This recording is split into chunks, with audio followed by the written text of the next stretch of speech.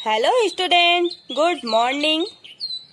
Exercise 10.5 question number 12 ये most important question है और ऐसा क्वेश्चन जब आप लोग क्लास 10th में जाएंगे तब आपको वहां पर भी मिलेगा।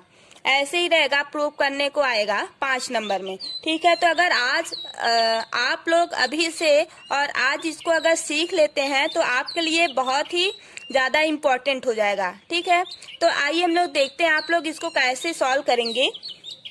जैसा कि ये एक सर्कल आपको दिखाई दे रहा है और ABCD ये एक पैरेललोग्राम है। अगर ये एक पैरेललोग्राम है तो हम इसको बोल सकते हैं ABCD is a quadrilateral, right. अगर आप लोग क्वाड्रिलेटरल नहीं जानते हैं, पैरेललोग्राम नहीं जानते हैं, तो आप हमारे वीडियो में जाइए, प्लेलिस्ट में वहां पर सब हम आपको बताए हैं, वहां से आप लोग देख लीजिए। तो जैसा कि ABCD है, ये क्वाड्रिलेटरल है, तो क्वाड्रिलेटरल का जो एंगल होता है जब उसको हम लोग अपोजिट एंगल को, जैसे ये A है, इसका अपोजिट एंगल क्या है? C है। ये B है एंगल, B एंगल का अपोजिट एंगल क्या है? D है। इसके सामने वाला अपोजिट है, इसके सामने वाला ये अपोजिट है, राइट। तो यहाँ पर आप लिखेंगे, दो कॉन्सेप्ट है, दोनों आपको पहले समझना है, अभी लिखना नहीं, हम लिखवाएंगे आपको। ओके, तो आप लोग यहाँ पर करेंगे क्या? एंगल A एंगल C को ऐड करेंगे। ये 180 डिग्री की इक्वल होगा।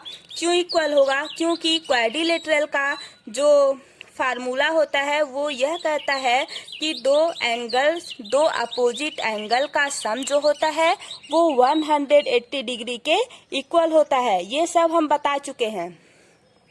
और हाँ, यहाँ पर बोला है एक पैरेललोग्राम है।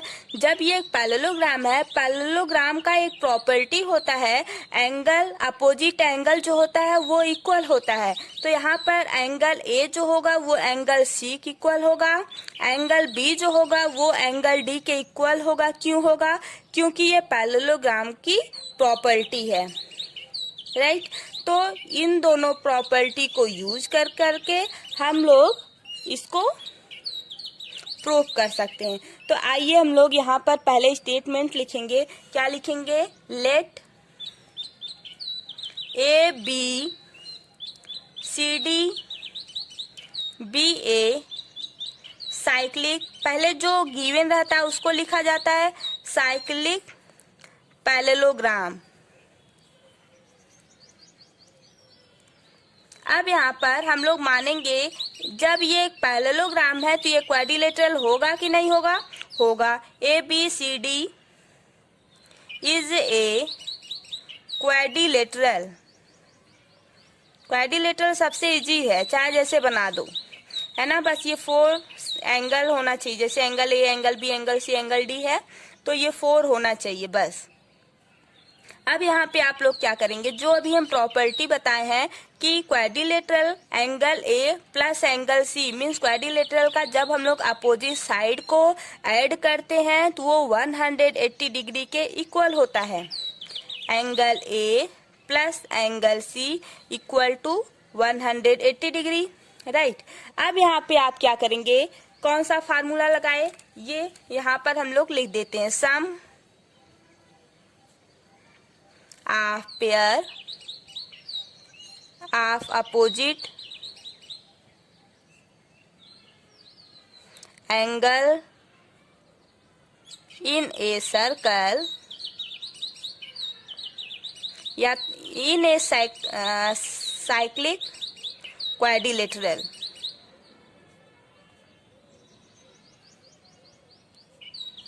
Is 180 degree.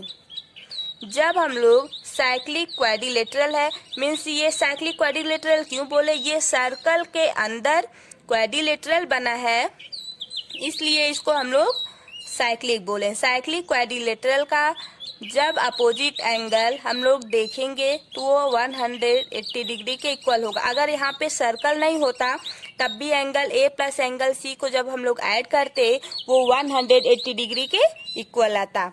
तो अब यहाँ पर हम लोग क्या करेंगे? दूसरा लगा, ये इसको इक्वेशन हम लोग फर्स्ट मान लेते हैं। अब इक्वेशन सेकंड हम लोग कैसे बनाएंगे? जो अभी हम बताए कि अगर ये क्वाड्रिलेटरल है, यहाँ पे हम लोग बोले, फिर जब ये पैरेललोग्राम है तब इसकी प्रॉपर्टी क्या होती है?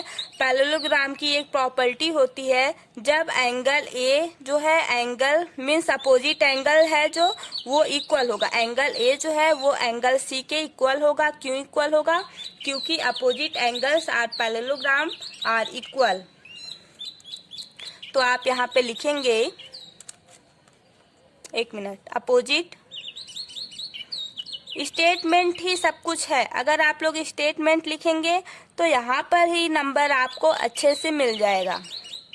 अभी तो ठीक है, लेकिन अब जब आप लोग क्लास 10th में जाएंगे तो वहाँ पे जब ऐसे लिखे रहेंगे तो अच्छा मार्क्स मिलेगा। अब तो होम बोर्ड होगा, है ना, तब भी आप लोग को सीखना ही पड़ेगा क्योंकि एग्जाम देना है 12th का भी। अब ये आपका सेकेंड इक्वेशन हो जाएगा। अब हम लोग क्या करेंगे? From equation first and second. तो यहाँ पे हम लोग करेंगे from equation first and second, means यहाँ पर हम लोग फर्स्ट और सेकेंड इक्वेशन को यूज करेंगे। कैसे? जैसे यहाँ पर angle A plus angle C equal to 180 degree दिया हुआ है, तो एंगल ए जो है वो एंगल सी की इक्वल है। अगर हम लोग एंगल ए को एंगल सी के प्लेस पर एंगल ए लिख दे, कोई फर्क पड़ेगा? नहीं पड़ेगा। क्यों नहीं पड़ेगा? क्योंकि एंगल ए जो है वो एंगल सी के इक्वल है। तो आप यहाँ पे लिख सकते हैं angle A plus angle C equal to 180 degree. Angle A plus, अब यहाँ पे आप बताइए, एंगल सी के प्लेस पर हम लोग एंगल ए को लिख सकते हैं या नहीं लिख सकते हैं? तो यहाँ पे लिखिए angle A equal to 180 degree. अब यहाँ पे क्या आएगा? 2 angle A equal to 180 degree, right. अब यहाँ पे क्या आएगा? Angle A equal to 180 degree divided by 2, angle A equal to 90 degree. जब एंगल ए जो है वो 90 डिग्री आ गया, मीन्स यहाँ पर आप बोल सकते हैं, जब आपका angle A equal to 90 degree आया तो एंगल ए जो है वो एंगल सी के इक्वल है सेकेंड इक्वेशन में। तो अब आप यहाँ पे बोल सकते हैं angle A equal to angle C equal to 90 degree. Angle A अगर 90 डिग्री है तो एंगल सी भी 90 डिग्री है। दैट सिमिलरली से एंगल बी जो है एंगल डी के इक्वल होगा। क्यों? क्योंकि पैरेललोग्राम की प्रॉपर्टी है अपोजिट साइड जो होता है वो इक्वल होता है, इसलिए एंगल बी जो है एंगल डी के इक्वल है। एंगल बी जब अब एक 90 डिग्री हो गया तो ये भी 90 डिग्री होगा, है ना। जब एंगल बी इक्वल हो जाएगा किसके? एंगल डी के, फिर एंगल डी भी 90 डिग्री के इक्वल हो जाएगा, राइट। तो अब हम लोग यहाँ से बोल सकते हैं each angle of A B C D is 90 degree. हर एक एंगल जो है वो 90 डिग्री है।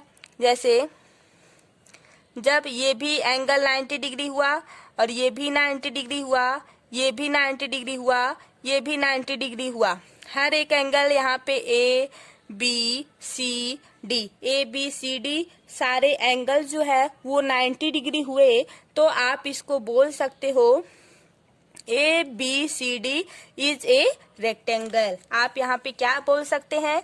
ए B C D is a rectangle, क्योंकि रेक्टेंगल की यही प्रॉपर्टी है, हर एक एंगल जो होगा वो 90 डिग्री होगा, है ना, तभी ये जो है रेक्टेंगल होगा। आई होप आप लोगों को ये सारी बातें अच्छे से समझ में आ गई होगी। एनी भी प्रॉब्लम है तो आप कमेंट करके बताइए, हम उसको सॉल्व करने की कोशिश करेंगे। Thank you guys, bye bye. आप लोग हमारे वीडियो को शेयर कीजिए, लाइक कीजिए और सब्सक्राइब कीजिए। ऐसे ही इम्पोर्टेंट क्वेश्चन हम आपको बताते रहेंगे और हर एक एक्सरसाइज से एक एक क्वेश्चन हम आपको बताए हैं तो एक लाइक तो बनता ही है।